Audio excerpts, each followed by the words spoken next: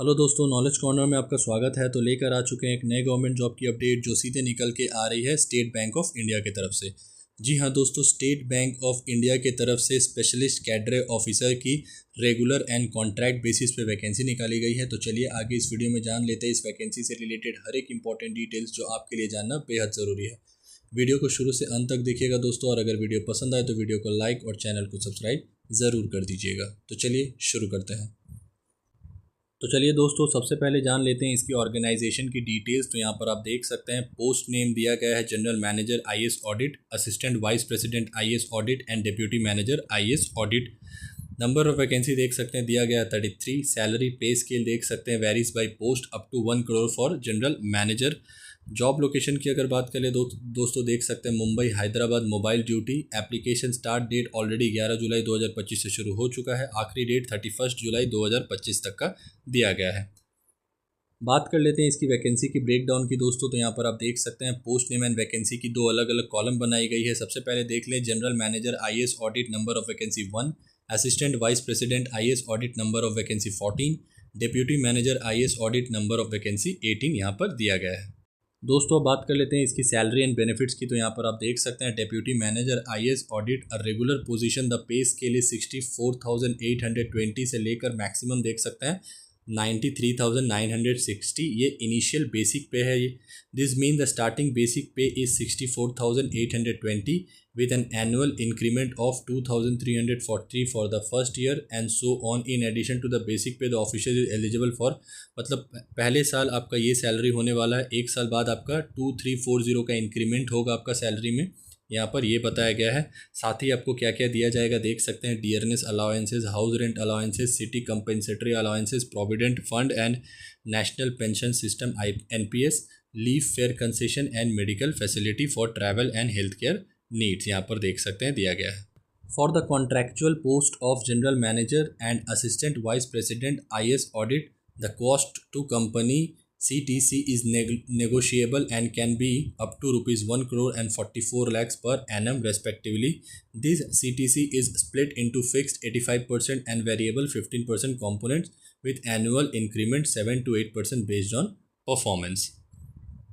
दोस्तों अब बात कर लेते हैं इसकी एलिजिबिलिटी क्राइटेरिया के बारे में, जहां सबसे पहले हम जानेंगे इसकी एजुकेशन वाइज एलिजिबिलिटी क्राइटेरिया के बारे में। तो यहाँ पर आप देख सकते हैं जनरल मैनेजर आईएएस ऑडिट का दिया गया है BE BTech in computer science and engineering, information technology, information security, electronics, यहाँ पर देख सकते हैं electronics and communication engineering, software engineering और MCA और MTech MSc in computer science and engineering, information technology, information security, electronics and communications engineering, CISA, CEH and ISO।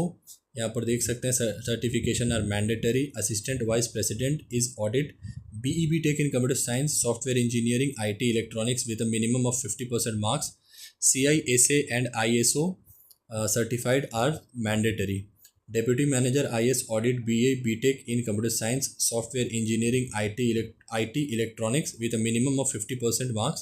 CISA certification is mandatory.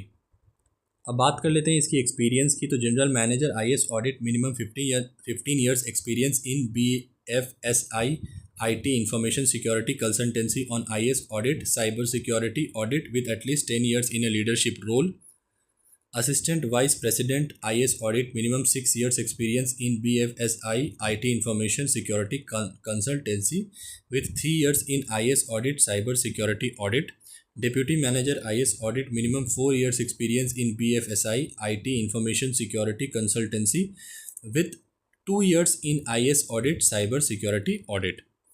Age limit की अगर बात करें दोस्तों तो general manager IAS audit यहाँ पर देख सकते हैं मिनिमम 45 टू 55 ईयर्स का एज लिमिट है होना चाहिए। Assistant vice president 33 to 45, deputy manager 25 to 35 years ये एज लिमिट दिया गया है। अलग से एज रिलैक्सेशन भी दिया गया है SC ST के लिए, OBC के लिए, PWD कैंडिडेट के लिए। दोस्तों अब बात कर लेते हैं इसकी सिलेक्शन प्रोसेस की। तो यहाँ पर आप देख सकते हैं the first step is the short listing of people.